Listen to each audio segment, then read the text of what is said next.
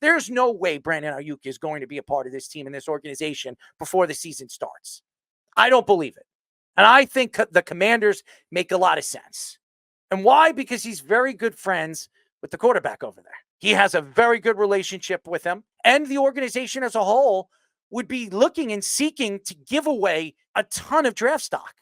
And this is something that the San Francisco 49ers have done wrong over the years. If you remember, they gave up 3 first-round draft picks for Trey Lance. And Trey Lance is not even a part of the organization anymore. He's with the Cowboys as a backup. They gave up 2 second-round picks for D Ford, who barely did anything with them. Exactly. This is an organization that needs to re-up with some future talent. And this is an opportunity where you have Brandon Aiyuk playing at the top of his level as a wide receiver. Last year, taking over for Deebo Samuel. He played when Deebo went down last year with his shoulder injury. He came in and he took over for this team and became a superstar. Now, we want to see it 2 years in a row. Right now, you could trade him at his highest point.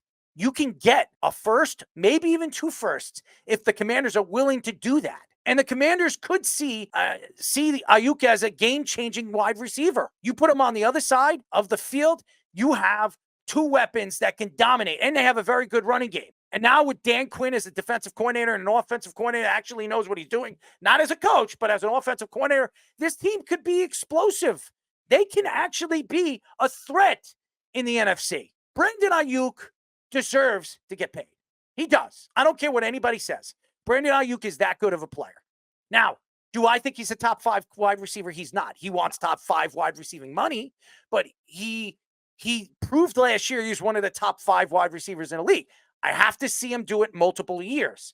Now, could he do it with the Commanders? Now, in a Kyle Shanahan offense, it works. And I'll say this, Brandon Aiyuk, I believe, and I'm just speaking the truth, he fits the system. He fits Kyle Shanahan's system, just like Brock Purdy does.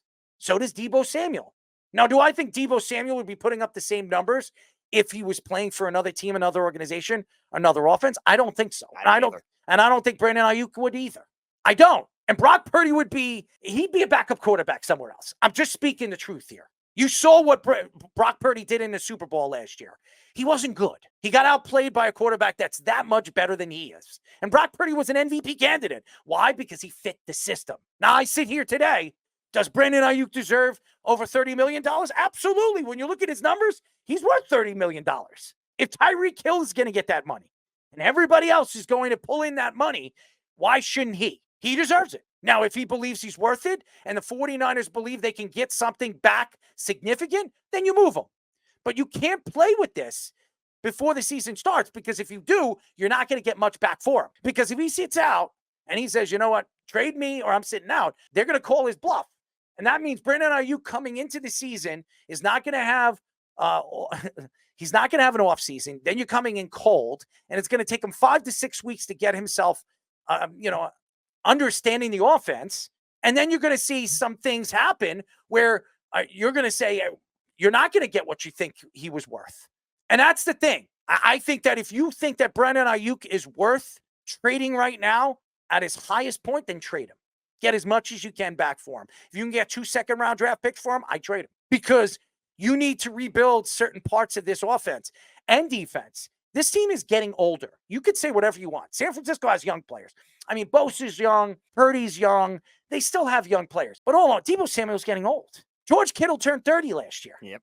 They need to bring it. Their offensive line's getting older. Williams is older. Trent Williams is old. I think, yeah. Yeah. You need to find players that are going to fill in those spots.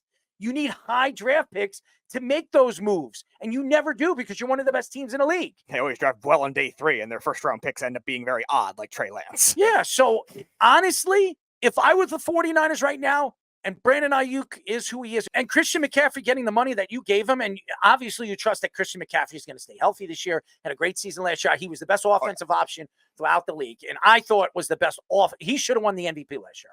Christian McCaffrey was the best player in the league in my thought of watching him play all season long. He was healthy practically. This was one of the first seasons I could say Christian McCaffrey stayed healthy for the whole season. I think he missed 1 game. Yeah. That's it. So it says a lot about Christian McCaffrey, and that's why he got his extension. But giving Christian McCaffrey that kind of money, you can't pay Brandon Aiyuk the 32 million. If you do, that sets you back in the offseason next year when you need to fill in places for maybe a Trent Williams or somebody of that magnitude? How many offensive linemen have they lost?